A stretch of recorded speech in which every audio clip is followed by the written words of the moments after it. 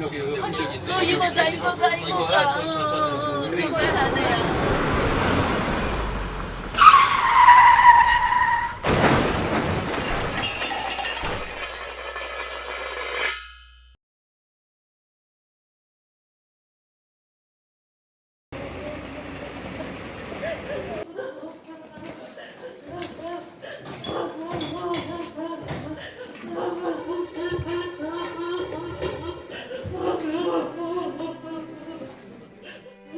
이날 김재영 대표는 강원도 홍천으로 향하기 전에 자신의 유튜브 채널인 자유의 창에 범죄적 판결문 13번째 시리즈물 약 8분짜리 영상을 올리고 집을 나왔던 시간이 엘리베이터에 탄 시간을 통해 새벽 5시 7분 되었다는 것을 알 수 있습니다. 그는 곧바로 1톤 차에 실어놓은 농막에 갖다 놓을 짐들이 실린 트럭을 몰고 홍천으로 향했고 목적지에 거의 임박한 지점에서 중앙선을 침범하여 덤프트럭과 충돌하는 사고가 발생하였습니다. 경찰에서 보여준 차량 블랙박스에 담긴 영상은 김재영 대표의 뒤를 따르던 차량에서 제공한 것이라고 하는데 정작 김재영 대표의 차량과 덤프트럭에서는 영상이 확보되지 않았다는 이유로 더 들여다볼 수 없는 상황이었습니다. 경찰에서는 김재영 대표의 중앙선 침범으로 일어난 사고로 처리를 하였지만 그를 알고 있는 사람들 시각에서는 단순한 교통사고로 받아들이기에는 납득하기 어려운 부분이 있는 것이었습니다. 즉, 의도된 계획적인 교통사고로 몰고 간 것이 아닌가 하는 의심들이 있는 것입니다. 가족이 말하고 있는 김재영 대표의 성향과 습관으로서는 중앙선을 넘어가면서까지 운전을 하는 성격이 아니라고 말하고 있습니다. 이제 동생이 그러니까 아버지도 우리 동생 같은 경우는 약간 좀 뭐 육군사관학교를 보냈으면 좋겠다. 아주 장군감이다 하면서 항상 자랑스러워하셨던 아들이고요. 그러니까 이제 또 정훈장교를 갔어요. 그래서 거기서 저희가 이제 임관식 때도 또 다 가고 그랬었는데 그래서 항상 이렇게 뭐 사병들 정신교육 시키고 그렇게 하잖아요. 그래서 항상 저희들한테도 그런 이제 안보 의식 같은 것도 항상 이제 만나면 꼭 얘기해주고 이렇게 분석해주고 항상 그랬죠. 그래서 저희가 아주 아버지께서도 그렇고 좀 정의로운 일에 좀 이렇게 좀 불의한 일을 보면 이제 그거 좀 그렇죠. 그래서 저희들도 저희 식구들이 뭐 하나 누구한테 피해주는 일 이렇게 하지 않는 그런 성품이죠.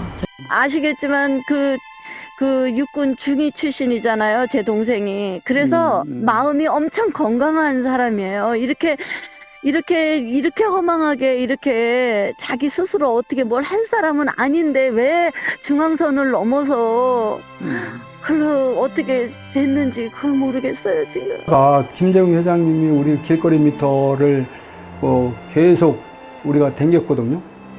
근데 밤새도록 운전해도 그런 적이 없어요. 그리고 그 법규를 지켜가면서 아주 차근차근 운전하시는 분인데 목적지에 거의 도착하고 있는 김재영 대표가 굳이 중앙선을 침범하면서까지 급하게 운전할 이유는 없었다고 보는 것이며 중앙선을 넘지 않으면 안 될 그 어떤 상황이 무엇인지에 대한 면밀한 조사가 필요했지만 그 조사는 이루어지지 않았습니다. 또한 반대편에서 오던 덤프트럭의 최종 목적지도 사고 지점 공사 현장이었는데 서행을 했어야 할 차량이고 맞은편에서 1톤 차량이 중앙선을 침범해 오고 있는 것을 봤다면 우측으로 핸들을 꺾어 충돌을 피하거나 최소화했어야 했는데 그런 움직임이 없었던 것으로 보여집니다. 인간은 누구나 죽음을 피해갈 수 없는 생로병사의 과정을 겪지만 납득되지 못한 죽음으로 이 땅에서 더 할 일이 남아있는 것 같은 죽음을 맞이한 경우에는 그 슬픔은 쉽게 가시지 않는데 김재영 대표가 바로 그 중에 한 사람인 것입니다. 김재영 대표는 부정선거와의 싸움에서 온몸을 불살랐던 사람이었습니다. 가족들의 권유에도 결혼을 미루고 미국행도 사양했었다는 이유를 들으면 더욱 마음이 미어집니다.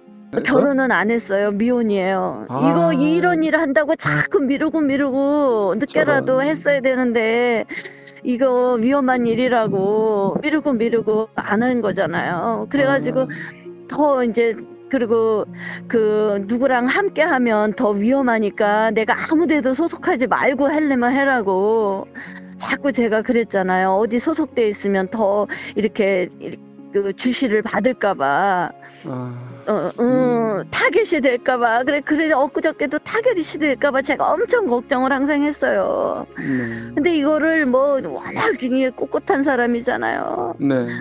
2017년 5구 대선 때 발생한 부정선거에 뛰어들면서부터 2020년 4.15 총선 때에도 송파구 올림픽 체조경기장 개표 현장에서 부정의 요소를 찾아내기 위해 밤을 지새우며 현장을 지키면서 봉인지 사인이 다르다는 것을 지적하면서 전국적으로 부정선거의 증거들을 찾아내는데 일파만파 촉매제 역할을 하는데 매우 큰 기여를 하였던 것입니다.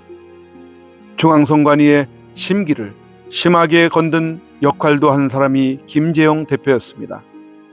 QR코드의 위험성을 다룬 웹툰 유포를 했다는 이유로 고소를 당하고 자유애창 방송을 통하여 북한의 해킹에 의한 부정선거 가능성이 있기에 사전선거보다는 본투표를 유도하게 해서 사전투표를 하고자 하는 불특정 다수의 선거인들을 상대로 허위 사실을 유포하여 선거인들의 자유를 방해하였다는 판결로 재판을 받는 등 선관위로부터 요주의 인물로 감시의 대상이 되어 그가 통화한 주변 인물들과의 전화통화 기록까지 사찰을 당해 왔습니다. 이런 상황에서 애국 활동을 하는 가족을 둔 입장에서는 염려를 할 수밖에 없었을 텐데 미국에 거주하는 누이는 김재영 대표의 애국 활동에 대해 알고 있기에 늘 걱정스러운 마음에 사고가 나기 바로 전날 10시간 전에도 동생과의 전화통화에서 신변에 염려를 하였습니다. 누님께서 김재영 대표님이 사고 나기 몇 시간 전? 10시간 전? 네, 그때도 정확하게 10시간 전이네요. 통화를 했습니까? 네. 사고 나기 10시간 전입니까? 네. 미국 시간으로 아침 9시 반쯤 했으니까요. 그게 한국 시간으로는 밤 10시 반이에요. 그 전날이네요. 네, 전날. 제가 직장에서 이제 그때 잠깐 짬이 나는 시간이라서 좀 항상 요즘 기도하는 가운데 요즘 이제 동생 그 글 올리는 거 이제 보고 나서 동생한테 좀 얘기를 해야 되겠다. 너무 좀 위험하지 않니? 너 유튜브 올린 거 내가 항상 보고 있는데 조심해라. 그랬더니 알았다고 그렇게 하더라고요. 동생이 걱정하지 말라고 조심하겠다고. 미국에를 한번 들어오라고 그러셨다면서요? 네. 저는 이제 그 재판이 그게 이제 결론이 나야지 홀가분하게 미국에 와서 누나 집에 좀 있다 가고 그래라. 좀 많이 그랬죠. 근데 알았다고 이제 그 재판이 끝나면 가도록 해보겠다고. 그래서 그날도 그걸 이제 주제로 제가 물었죠. 그거 재판 어떻게 됐니? 언제라면서 며칠 지났지? 그랬더니 근데 거기 선관위에서 그냥 통보도 없이 그냥 무조건 연기를 했다 그러더라고요. 그래서 지금 모른다 언제 끝날지. 그랬구나. 그러면 하여튼 좀 몸 조심해라. 걱정이 된다 누나는. 그랬더니 알았다고. 근데 뭐 이제 사람들도 많이 이렇게 인식이 돼서 지금 뭐 여러분들이 부정선거에 대해서 많이 이제 문제를 제기하고 있고 그래서 아유 이제 뭐 나는 뭐 나 하나는 이제 뭐 이러면서 아주 굉장히 그러니까 자기 뜻은 확고하니까. 근데 제가 그래서 아유 그래 네 뜻을 내가 꺾지는 못하지. 그렇지만 하여튼 몸 조심해라. 밥 잘 먹고 응? 기도할게 이렇게 하고 그래 얼른 자라 그러고 끊었죠. 김재영 대표가 하는 일이 문재인의 좌파 정권 하에서 운영되고 있는 중앙선관위와 견고한 카르텔 세력들의 생리를 알기에 헌법수호대의 곽여우수아 대표는 주저함 없이 사고가 아닌 사례라고 분노하고 있습니다. 이게 그렇게 우연한 사고라는 것은 사실은 이제 우연이 세상에 많은 것 같지만 사실 그렇게 우연이 많지 않아요. 우연이라기보다는 우연을 가장한 사건이죠. 우선 이제 몇 가지 이렇게 한번 제가 돌아가셨다는 말씀을 듣고 나서 쓴 한번 글을 한번 잠깐 보면 4.15 부정선거에 가장 가까이 근접한 시민운동가가 지방도로에서 덤프 충돌로 사망했는데 우연사고로 보내 영화나 연속극 안 보고 사시나 보군요. 이건 의심이 아니라 그냥 비디오다 뭐 이런 식으로 이렇게 썼어요. 근거를 이제 제가 제시를 했습니다. 제가 사법운동가 아닙니까? 근거가 없고 증거가 없으면 말을 할 수 없죠. 근거가 첫 번째 근거 부정선거에 가장 접근했다. 자, 이 말씀은 뭐냐면 저기 민경욱 대표도 있고 황교안도 있고 이런데 왜 이 저기 뭐 김재영 대표를 갖다가 가장 근접했다고 하냐 하면 민경욱 대표와 황교안은 제도권 사람이에요. 다시 말해서 국회의원도 하고 국무총리도 하고 이랬던 아주 제도권 사람이기 때문에 바로 이 일을 청탁한 놈들, 이 사건을 일으킨 놈들, 반란, 우파, 법조 조직으로 지금 거의 뭐 심증을 굳히고 있습니다. 이 사람들의 영향 오다가 내려가면 이 제도권 사람들은 꼼짝 못해요. 국회의원을 했거나 뭐 국무총리나 이런 사람들은 제도권 사람이라 그러는 거예요. 그래서 이 반란 우파 법조의 영향력 아래 있어요. 말을 들을 수밖에 없다는 거죠. 그런데 바로 이 김재형 씨는 그런 그 제도권 사람이 아니기 때문에 그냥 증거와 사실을 가지고 가장 밀접하게 아주 근접하게 사건을 4.15 부정선거를 파헤친 거죠. 다시 말해서 민경욱 대표하고 황교안은 그들에게 위협이 되지 않아요. 위협되는 인물이 아니에요. 하지만 이 돌아가신 고 김재홍 군은 아주 위협스럽죠. 그게 이제 첫 번째 근거예요. 첫 번째 근거가 제도권 사람이 아니고 가장 사건에 근접한 인물이다. 부정선거 진상규명연합회 부회장으로 조력을 해왔던 박영충 부회장은 김재영 대표가 8년 아래의 연하임에도 무한 신뢰와 존경심을 갖고 일해왔던 파트너로서 많은 의지를 해왔었습니다. 그런 그도 김재영 대표의 단순한 교통사고라는 것에 동의하지 않고 있습니다. 덤프트럭이 김재웅 회장님 차를 봤을 때 핸들을 틀어가지고 피할 수 있는 공간도 있고 그런데 그거를 그냥 돌진했다는 것은 상당히 의문이 갑니다. 왜 그랬을까? 그런 의문이 갑니다. 김재영 대표는 생존 시에도 그의 젠틀하고도 깔끔한 연설과 어필, 법적 대응 능력과 약자를 대변해왔던 것을 주변 사람들이 높이 평가하기도 했지만 막상 떠나고 난 지금에 와서는 그의 인품과 나라를 사랑하는 애국정신과 이웃을 향한 사랑과 정의는 남달랐었다는 것을 절감하고 있습니다. 우리 김재영 대표님이 어떤 분이셨어요? 동네에서 주민으로. 7년 동안 우리 김재용 자문의 법적 지식이나 뭐 용기를 주는 방식, 리더십이라든지 그런 부분만 우리가 취하고 이분한테는 상생의 원리를 실천하지 못한 게 굉장히 미안한 겁니다. 어떤 금전적인 이 보상을 해주지 못한 부분이 네, 있다는 그렇죠. 건가요? 예, 그렇죠. 그건 약속인데 그 약속도 지키지 못했고 그리고 또 그러면서도 김재용 자문이 단 한 번도 불평을 하지 않았어요. 이분한테는 일상생활 모든 거라든가 그런 부분에 대해서 많이 의지를 하고 있었거든요. 그러니까 하나의 거대한 박물관이 없어진 것 같은 기분이 들어요. 무슨 일을 상의하든 굉장히 긍정적인 쪽으로 유도해주고 마음먹기에 따라 다른 부분에 대해서는 마음을 반드시 돌려놓는 아주 말재주가 좋았어요.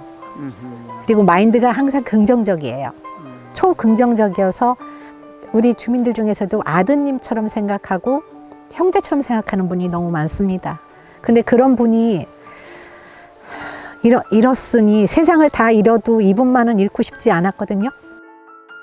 그의 의문의 죽음을 밝히겠노라고 규명위원회가 조직은 되었다고는 하지만 의문의 죽음을 밝히는데 협조해주는 공기관의 움직임은 미미하기만 한 것 같습니다.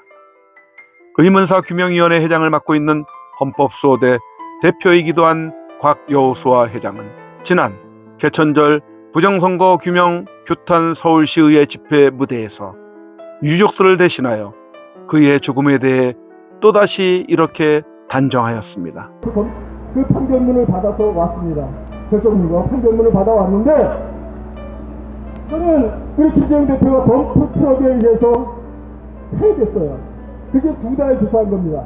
김재웅 대표의 그 사고 현장을 2번을 가서 확인을 했어요. 2번 확인하고 그 다음에 이제 판결문을 보니까 그 결정문을 보니까 누가 범인인지 심증이 굳혀졌어요. 99.9%. 우리 자유참 대표의 판결문이 그들이 살해했다는 증거로 제가 오늘 소명합니다. 부정선거의 해결 없이는 진정한 자유도 나라도 있을 수 없다는 평상시 삶이 발동하여 나선 그는 54세를 일기로 저 하늘나라로 갔습니다. 그는 그 어떤 정쟁도 부정도 없는 하늘나라에서 영원한 안식을 누리게 될 것입니다. 하지만 이 땅에 남은 우리들은 김재용 대표가 꿈꿔왔던 그런 나라를 만들어가야 하는 사명은 오롯이 남은 자들의 몫이기에 오늘도 내일도 거리로 나와 몸부림칩니다. 거짓은 진실을 이기지 못합니다. 어둠은 빛을 이기지 못합니다. 김재용 대표가 살아온 삶은 진실이요 빛된 삶이었습니다.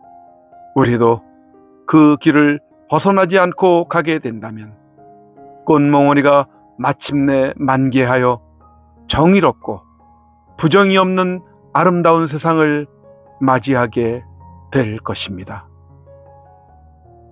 존경하는 국민 여러분, 10월 3일 개천절을 맞아서 그래도 나라 사랑하는 마음으로 이렇게 정말 비가 오는 오중에도 많이 참석해 주신 이 집회 참석해 주신 데 대해서 정말 동기로서 뜨거운 동기를 느끼면서 감사함을 드립니다. 2016년에 시작해서 2017년에 우리 국민들이 대한민국 국민 주권 국가에서 국민들이 선출한 멀쩡한 대통령을 증거를 조작해서 불법으로 파면한 거 이거 전쟁입니다. 그리고 국민들이 주권을 행사해서 대통령을 선출하고 국회의원을 선출하는데 그 선거를 부정으로 조작하는 거 이거 전쟁이고 외침입니다. 저는 현재 대한민국의 전선에 언제 벌어진 전투이건 간에 계속해서 많은 전투가 벌어지고 있지만 그중에 가장 시급하고 우리 국민들이 전력을 다해야 되는 싸움이 부정선거전이라고 감히 주장합니다. 현재 부정선거는 국민들의 주권을 강탈한 이 사건은 과거에 한 번의 전투로 끝난 게 아닙니다. 앞으로 있을 선거에서 또 부정선거가 일어납니다.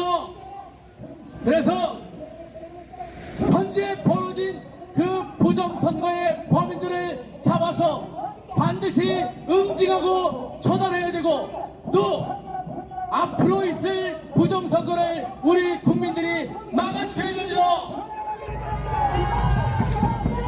우리 국민들이 꼭 해야 될 전투, 반드시 관심 가져야 될 전투로부터 관심을 돌리기 위한 소위 개벽다기들이 많이 있습니다. MBC가 저 윤석열이 거짓말을 했다 안 했다 가지고 국민들의 관심을 끌고 있습니다. 그러나 거짓말 한마디가 그렇게 대수입니까? 이재명 같은 자는 거짓말을 달고 삽니다. 그런데 그 윤석열을 우리가 보호한다고 해서 나라가 사라지고 우리 대한민국이 살아날 수 있습니까? 대한민국을 살리고 우리의 주권, 국민들의 주권을 지키는 길은 부정선거를 밝히는 길입니다. 현재 대한민국의 부정선거는 어디까지 와 있냐? 저 사법부, 최고 사법부라는 대법원에서 부정선거를 감춰주는 지경에까지 와 있습니다.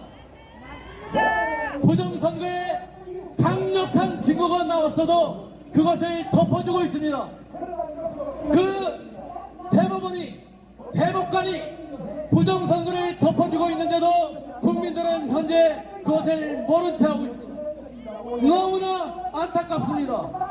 현재 부정선거를 저지른 자들이나 부정선거를 감추는 자들이나 이거는 현행범이고 내란범이고 국가 반역범들입니다. 이제 저 대법원에서 부정선거의 강력한 증거 뭘 숨기고 있느냐? 가짜 투표지, 위조 투표지를 숨겨주고 있습니다. 그 가짜 투표지를 감춰주고 은닉해주는 내용을 판결문에다 실어놨습니다. 정주의 투표지를 사용하지 않으면 그 선거는 무효입니다. 사전 투표를 하게 되면 투표지를 프린터기로 출력해서 줍니다. 프린터기로 출력하지 않은 투표용지는 위조입니다. 위조 지폐를 사용한 범죄, 강력한 범죄지요. 위조 투표지를 사용한 그 부정선거를 대법원이 감춰주고 있습니다. 그 부정선거를 감춰주는 대법관을 어떻게 해야 됩니까? 우리 국민들이 응징해 주셔야 됩니다. 이 우중에 저 지방에서 전국 곳곳에서 오셨는데 이거 하나는 알고 가셔야 됩니다. 대한민국을 살리는 길, 부정선거범을 때려잡는 길입니다.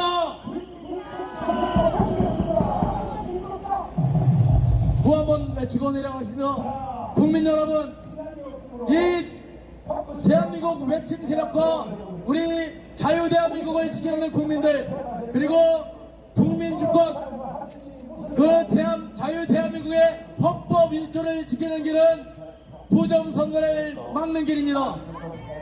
부정선거범들을 때려잡는 겁니다. 구 한번 외치겠습니다. 같이 한번 외쳐주시기 바랍니다. 부정선거 척결하자!